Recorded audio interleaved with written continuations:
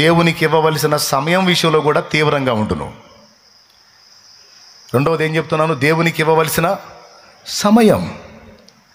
6 రోజులు కష్టపడి పని చేసుకోవడానికి నీకు పర్మిషన్ ఇచ్చాడు.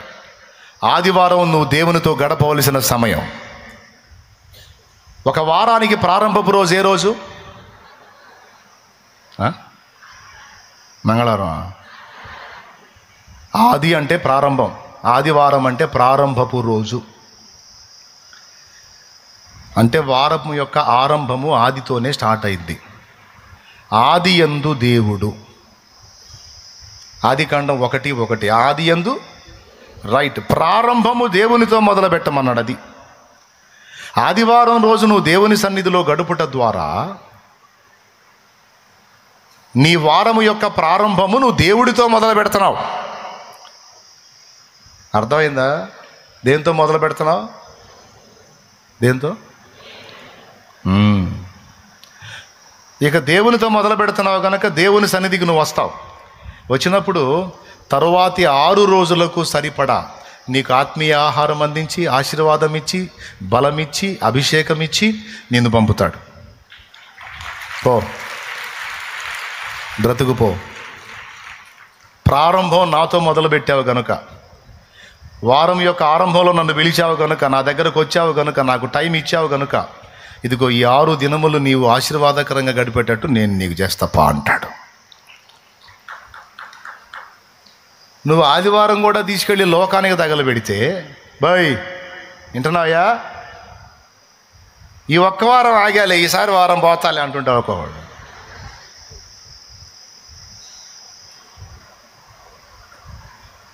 ఇక 6 రోజులు నీకు దరిద్రమే, మిగిలిన 6 రోజులు దరిద్రమే. ఏది కాదు, ఆదివారం దేవునికి ఇచ్చి చూడు. భక్తిహీనులతో నివసించుట కంటెను నీ మందిరావరణములో ఒక్క దినము గడుపుట. భక్తిహీనులతో నివసించుట కంటెను నీ మందిరావరణములో ఒక్క దినము గడుపుట. 1000 దినాల కంటే శ్రేష్టమైనది, 1000 దినాల కంటే శ్రేష్టమైనది శాశ్వత కృపను నేను తాళంచగా కానుకానైతిని నీ సన్నిధిలో, కానుకానైతిని శాశ్వత కృపను నేను తాళంచగా. దేవునికి స్తోత్రం కలుగునుగాక. ఫస్ట్ పాయింట్లో ఏం చెప్పాను? దేవుని మాటలు తీవ్రంగా తీసుకోవాలి. ఎక్కడి నుంచి మొదలుపెట్టి, మొదటిది దేవుని కొరకు ఇచ్చుట విషయములో, రెండవది దేవుని సన్నిధిని గడుపు విషయములో కూడా తీవ్రంగానే ఉండాలి. ఆదివారం రోజు ఫలానా అబ్బాయి ఆడుంటాడు, ఏమన్నా కాస్త పనికి వస్తాడా? కోటిచ్చినా రాడు, కోటిచ్చినా రాడు. నువ్వు 1000కి 2,000 ఇస్తానన్నా కాదు, కోటిచ్చినా రాడు. ఏది నేను రమ్మన్నా రాడా? నువ్వు పెద్ద మొనగాడవైనా లెక్క చేయడు. నేనన్నా కూడా నువ్వన్నా లేదు, మీ తాత అన్నా లేదు. ఏం చేస్తాడు? ఏం చేసి దేవుడి సన్నిధిలో ఉంటాడు, ప్రభు పాదాల దగ్గర ఉంటాడు. దేవునికి సమయము, తన కుటుంబం అంతటితో కలిసి ప్రభు సన్నిధిలో ఉంటాడు, తండ్రి సన్నిధిలో ఉంటాడు. అక్కడ దొరుకుతాడు నీకు. ఒక వారం రాడు, ఒక్క వారం పోగొట్టుకోడా. ఎందుకంటే ఇది 1000 దినాల ఆశీర్వాదం.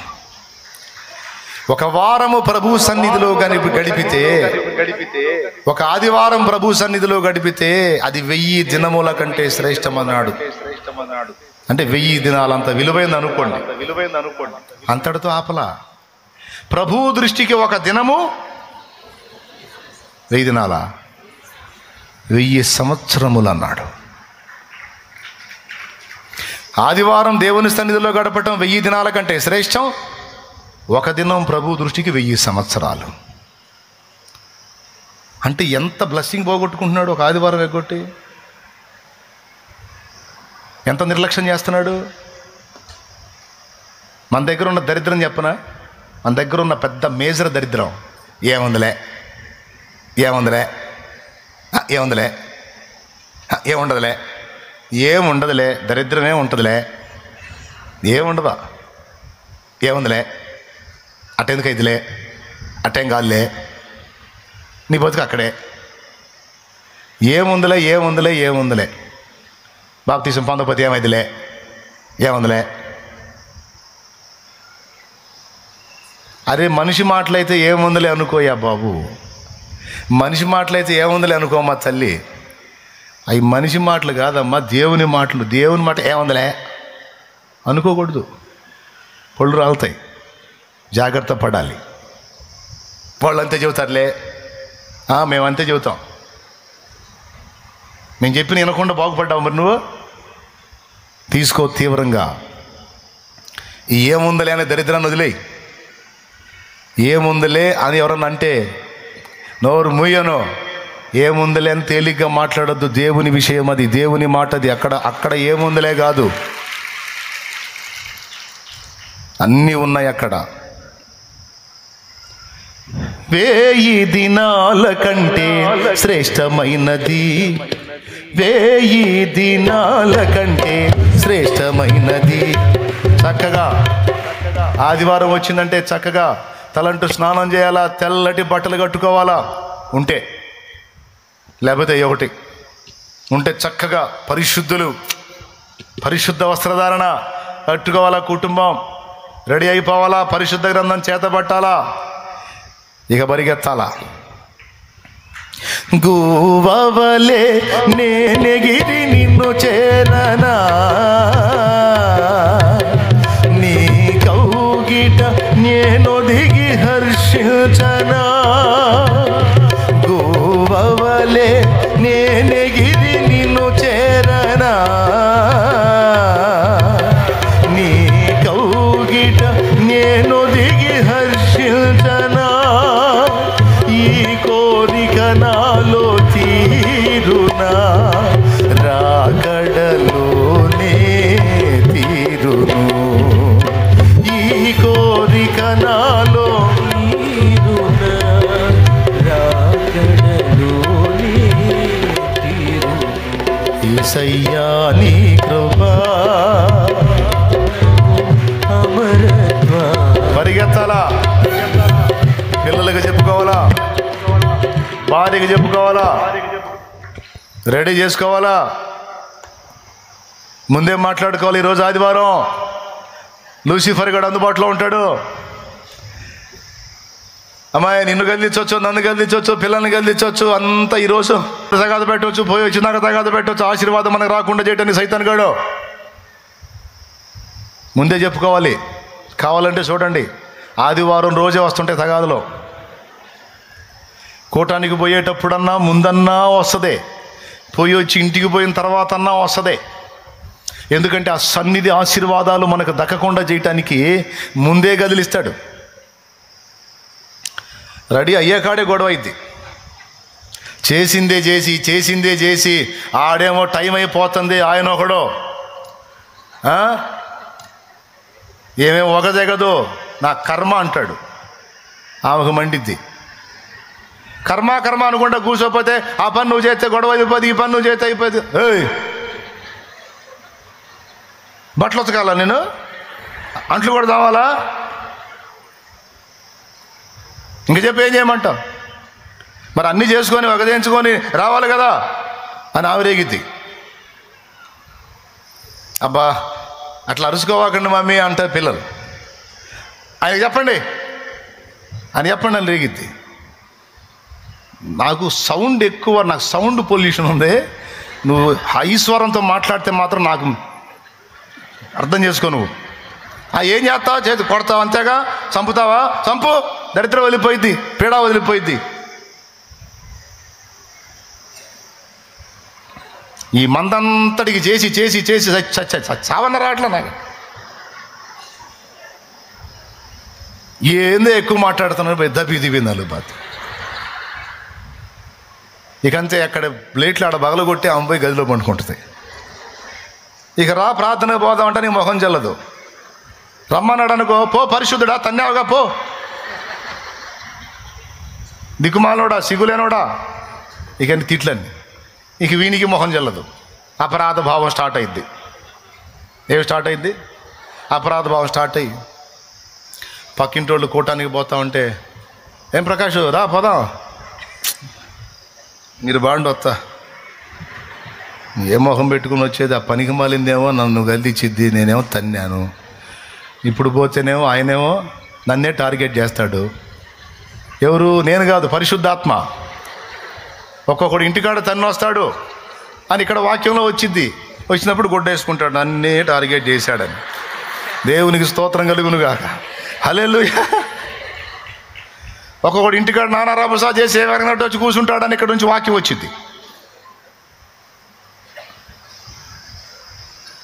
ఇంకేం పోదాంలే అని ఇక ఆ రోజు స్టార్ట్ అయిన యుద్ధం వారమంతా నడుస్తూనే ఉంటుంది. ఇట్లాంటి కుట్రలు చేస్తాడు సైతానుగాడు. అందుకని భార్యాభర్త ముందే చెప్పుకోవాలా, ఈరోజు ఏం వారం, ఎవరి రోజు? దేవుని రోజు. అంతేకాదు మనల్ని సైతానుగాడు టార్గెట్ చేసే రోజు. కాబట్టి నన్ను రెచ్చగొట్టద్దు ముందే చెబుతున్నా, నువ్వు కూడా నన్ను గెలిచొద్దు ముందే చెబుతున్నా అని అనుకుంటేనే మళ్ళీ అనుకునేరు. ముందు చెప్పుకొని నువ్వు జాగ్రత్త, నువ్వు జాగ్రత్త, నువ్వు జాగ్రత్త, నువ్వు జాగ్రత్త అని కూడా అనుకోవచ్చు. అటు ముందే చెప్పుకొని పిల్లలు కూడా చెప్పుకొని చక్కగా పరిశుద్ధంగా తయారై అలర్ట్గా ఉండి దేవుని సన్నిధిలో కనబడుటలో మనం తీవ్రంగా ఉండాలి. అది కూడా సగం కూటమైనా కాదు, ఫస్ట్ పాట మొదలు పెట్టక ముందే నేను కూర్చోవాలన్న తపన ఉండాలి. ముందుగా నేను నా తండ్రి సన్నిధిలో ఉండాలి, ఛాన్స్ ఉంటే అంత పరిచర్య చేయాలి అనే తపన ఉండాలి, దేవుని సన్నిధిని ప్రేమించాలి.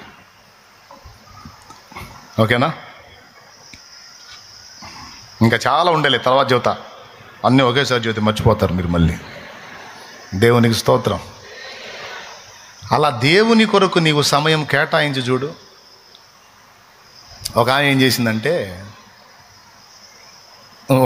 చేసిందంటే మంచి భక్తురాలే, కానీ ఆదివారం వాళ్ళు డబుల్ కూలిస్తామన్నారు. డబుల్ కూలిస్తాం అనేసరికి ఆమె పోయింది కాక ఆ బజార్లో ఉన్న వాళ్ళందరినీ పోగేసుకొని ఆటో వేసుకొని పోయింది. ఎంత? మామూలు కూలి 400 అయితే 800 ఇస్తామన్నారంట. వాళ్ళకి ఏదో అవసరం ఉంది. పోయింది, వచ్చేటప్పుడు ఆటో తిరగబడింది. అందరూ మొహాలు బగలు కొట్టుకొని కట్లు కట్టుకొని కూర్చున్నారు. 800 కాస్త ఒక్కొక్కరికి 8,000 9,000 వదిలినాయి. దేవునికి స్తోత్రం. సరిపోయా. వాళ్ళు అంటారు పడ్డోళ్ళు, పోయిందని నువ్వన్నా బాగుపోతే వదిలే అన్న చెబుతానే ఉన్నాడు. ఆదివారం పెట్టుకో, మా మూతులు ముక్కులని బగలు కొట్టించి మా మొక్కలు అద్దంలో చూసుకోవాలంటే సిగ్గుగా ఉంది. ఇప్పుడు ఇంకెట్టున్నాయో సావలేదు. స్తోత్రం. కకుర్తి. కష్టాలు ఉండొచ్చు, బాధలు ఉండొచ్చు, అవసరాలు ఉండొచ్చు, కానీ దేవుని సమయం దేవునికి సమర్పణ చేయుము ప్రభువునకు నీ దేహము ధనము సమయమును. సమర్పణ చేయుము ప్రభువునకు నీ దేహము ధనము. దేవునికి మహిమ. చాలా విషయాలు ఉన్నాయి మనం నేర్చుకోదగ్గ విషయాలు, జాగ్రత్త పడాల్సిన సంగతులు. ఏవేంటి చిన్న చిన్నగా ఒకవేళ మీకు సిల్లీగా అనిపించవచ్చు. ఈ సిల్లీ విషయాలు కాదు, తీవ్రంగా తీసుకోవాల్సిన సంగతులు. దేవుని మాటల్ని తీవ్రంగా తీసుకున్నాడు కనుకనే గొర్రెలు కాసుకునే దావీదు రాజు అయ్యాడు.